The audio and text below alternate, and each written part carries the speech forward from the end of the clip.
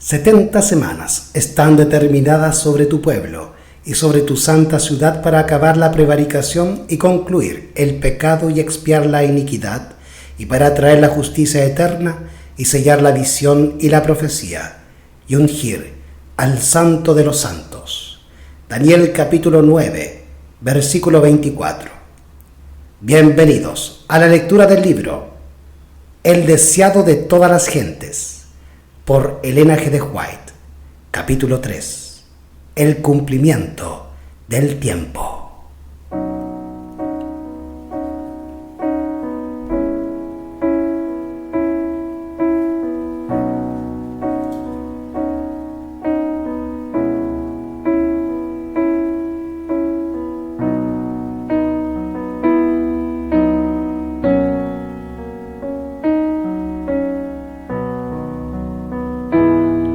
Mas venido el cumplimiento del tiempo, Dios envió a su Hijo para que redimiese a los que estaban debajo de la ley, a fin de que recibiésemos la adopción de hijos.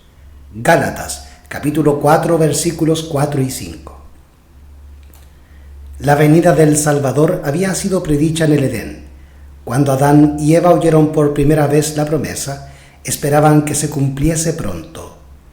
Dieron gozosamente la bienvenida a su primogénito, esperando que fuese el libertador. Pero el cumplimiento de la promesa tardó. Los que la recibieron primero murieron sin verlo. Desde los días de Enoc, la promesa fue repetida por medio de los patriarcas y los profetas, manteniendo viva la esperanza de su aparición, y sin embargo, no había venido. La profecía de Daniel revelaba el tiempo de su advenimiento, pero no todos interpretaban correctamente el mensaje. Transcurrió un siglo tras otro, y las voces de los profetas cesaron. La mano del opresor pesaba sobre Israel, y muchos estaban listos para exclamar: se han prolongado los días, y fracasa toda visión. Ezequiel capítulo 12, versículo 22.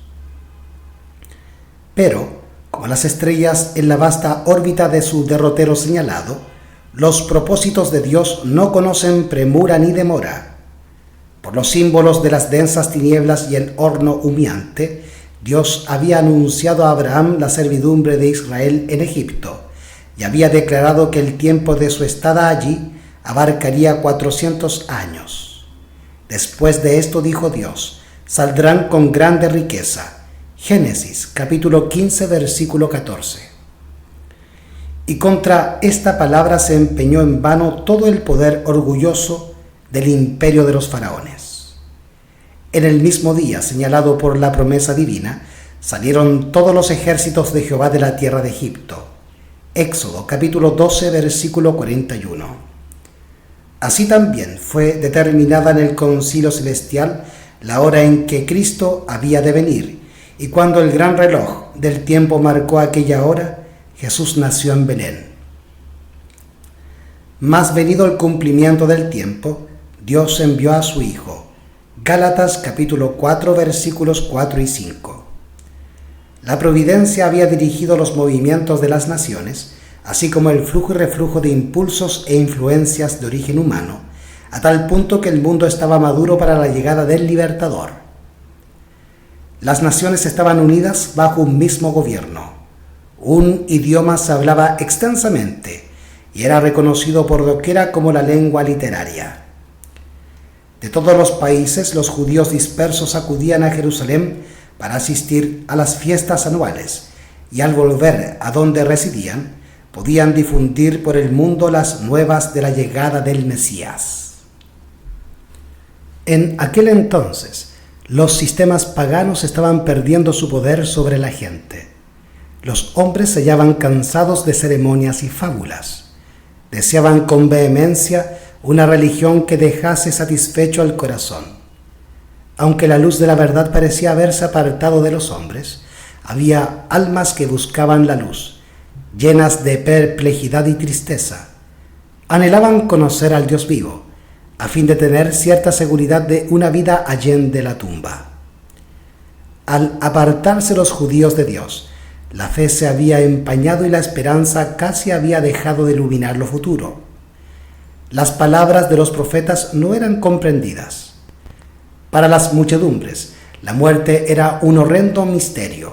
Más allá todo era incertidumbre y lobreguez.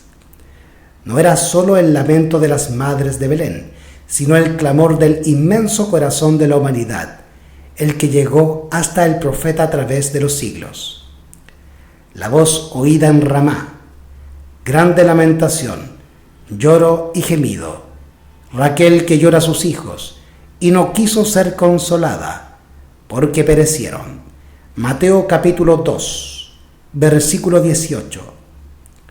Los hombres moraban sin consuelo en región y sombra de muerte. Con ansia en los ojos, esperaban la llegada del Libertador, cuando se disiparían las tinieblas y se aclararía el misterio de lo futuro.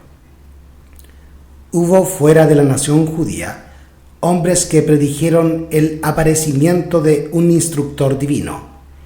Eran hombres que buscaban la verdad y a quienes se les había impartido el espíritu de la inspiración.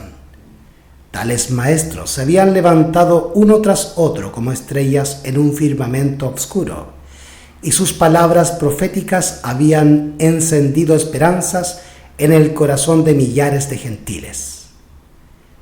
Desde hacía varios siglos, las escrituras estaban traducidas al griego, idioma extensamente difundido por todo el Imperio Romano. Los judíos se hallaban dispersos en todas partes y su espera del Mesías era compartida hasta cierto punto por los gentiles. Entre aquellos a quienes los judíos llamaban gentiles, habían hombres que entendían mejor que los maestros de Israel las profecías bíblicas concernientes a la venida del Mesías. Algunos le esperaban como libertador del pecado. Los filósofos se esforzaban por estudiar el misterio de la economía hebraica, pero el fanatismo de los judíos estorbaba la difusión de la luz. Resueltos a mantenerse separados de las otras naciones, no estaban dispuestos a impartirles el conocimiento que aún poseían acerca de los servicios simbólicos. Debía venir el verdadero intérprete. Aquel que fuera prefigurado por todos los símbolos debía explicar su significado. Dios había hablado al mundo por medio de la naturaleza, las figuras, los símbolos, los patriarcas y los profetas. Las lecciones debían ser dadas a la humanidad por su propio lenguaje. El mensajero del pacto debía hablar. Su voz debía oírse en su propio templo. Cristo debía venir para pronunciar palabras que pudiesen comprenderse clara y distintamente. Él, el autor de la verdad, debía separar la verdad del tamo de las declaraciones humanas que habían anulado su efecto. Los principios del gobierno de Dios y el plan de redención debían ser definidos claramente. Las lecciones del Antiguo Testamento debían ser presentadas plenamente a los hombres. Quedaban, sin embargo, entre los judíos almas firmes, descendientes de aquel santo linaje por cuyo medio se había conservado el conocimiento de Dios. Confiaban aún en la esperanza de la promesa hecha a los padres. Fortalecían su fe, espaciándose en la seguridad dada por Moisés. El Señor vuestro Dios os levantará profeta de vuestros hermanos, como yo. A él oiréis en todas las cosas que os hablaré. Hechos capítulo 3, versículo 22. Además, leían que el Señor iba a ungir a uno para predicar buenas nuevas a los abatidos, vendar a los quebrantados de corazón, publicar libertad a los cautivos y promulgar año de la buena voluntad de Jehová. Isaías capítulo 61 versículos 1 y 2. Leían que pondría en la tierra juicio y las islas esperarán su ley. Como asimismo andarían las gentes a su luz y los reyes al resplandor de su nacimiento. Isaías capítulos 42 versículo 4 y capítulo 60 versículo 3.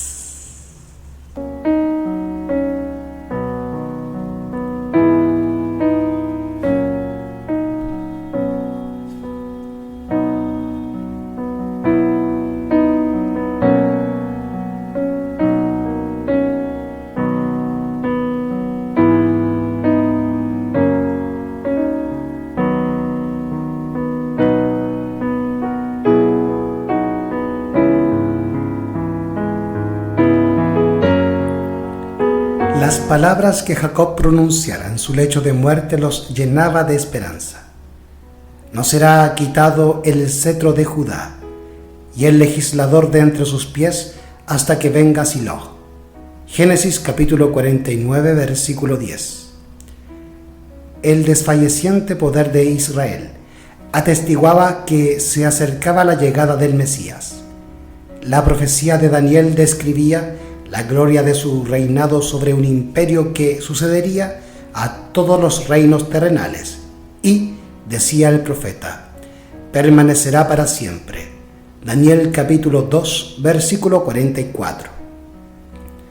Aunque pocos comprendían la naturaleza de la misión de Cristo, era muy difundida la espera de un príncipe poderoso que establecería su reino en Israel y se presentaría a las naciones como libertador. El cumplimiento del tiempo había llegado. La humanidad, cada vez más degradada por los siglos de transgresión, demandaba la venida del Redentor. Satanás había estado obrando para ahondar y hacer insalvable el abismo entre el cielo y la tierra. Por sus mentiras, había envalentonado a los hombres en el pecado. Se proponía agotar la tolerancia de Dios y extinguir su amor por el hombre, a fin de que abandonase al mundo a la jurisdicción satánica. Satanás estaba tratando de privar a los hombres del conocimiento de Dios, de desviar su atención del templo de Dios y establecer su propio reino. Su contienda por la supremacía había parecido tener casi completo éxito. Es cierto que en toda generación Dios había tenido sus agentes. Aún entre los paganos habían hombres por medio de quienes Cristo estaba obrando para elevar al pueblo de su pecado y degradación. Pero eran despreciados y odiados. A muchos se les había dado muerte. La oscura sombra que Satanás había echado sobre el mundo se volvía cada vez más densa. Mediante el paganismo, Satanás había apartado de Dios a los hombres durante muchos siglos, pero al pervertir la fe de Israel había obtenido su mayor triunfo. Al contemplar y adorar sus propias concepciones, los paganos habían perdido el conocimiento de Dios y se habían ido corrompiendo cada vez más. Así había sucedido también con Israel. El principio de que el hombre puede salvarse por sus obras, que es fundamento de toda religión pagana, era ya principio de la religión judaica.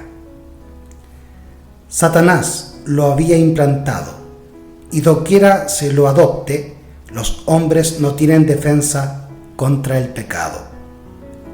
El mensaje de la salvación es comunicado a los hombres por medio de agentes humanos, pero los judíos habían tratado de monopolizar la verdad que es vida eterna. Habían atesorado el maná viviente que se había trocado en corrupción. La religión que había tratado de guardar para sí llegó a ser un escándalo. Privaban a Dios de su gloria y defraudaban al mundo por una falsificación del Evangelio. Se habían negado a entregarse a Dios para la salvación del mundo y llegaron a ser agentes de Satanás para su destrucción. El pueblo a quien Dios había llamado para ser columna y base de la verdad, había llegado a ser representante de Satanás.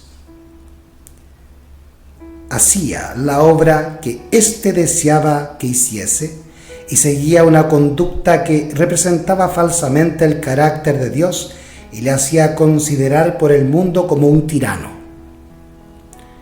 Los mismos sacerdotes que servían en el templo habían perdido de vista el significado del servicio que cumplían.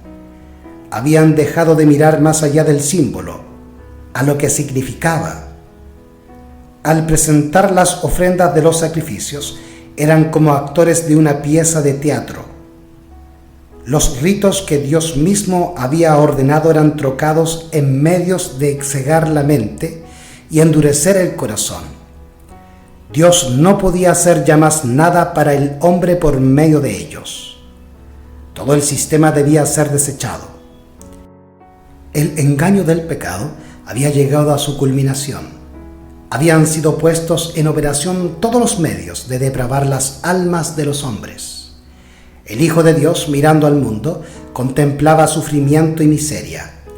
Veía con compasión cómo los hombres habían llegado a ser víctimas de la crueldad satánica. Miraba con piedad a aquellos a quienes se estaba corrompiendo, matando y perdiendo. Habían elegido un gobernante que los encadenaba como cautivos a su carro. Aturdidos y engañados avanzaban en lóbrega procesión hacia la ruina eterna, hacia la muerte en la cual no hay esperanza de vida, hacia la noche que no ha de tener mañana. Los agentes satánicos estaban incorporados con los hombres. Los cuerpos de los seres humanos, hechos para ser morada de Dios, habían llegado a ser habitación de demonios. Los sentidos, los nervios, las pasiones, los órganos de los hombres eran movidos por agentes sobrenaturales en la complacencia de la concupiscencia más vil. La misma estampa de los demonios estaba grabada en los rostros de los hombres, que reflejaban la expresión de las legiones del mal que los poseían. Tal panorama fue lo que contempló el Redentor del mundo. ¡Qué espectáculo para la pureza infinita! El pecado había llegado a ser una ciencia y el vicio era consagrado como parte de la religión. La rebelión había hundido sus raíces en el corazón y la hostilidad del hombre era muy violenta contra el cielo. Se había demostrado ante el universo que, separada de Dios, la humanidad no puede ser elevada. Un nuevo elemento de vida y poder tiene que ser impartido por aquel que hizo el mundo. Con intenso interés, los mundos que no habían caído habían mirado para ver a Jehová levantarse y barrer a los habitantes de la tierra.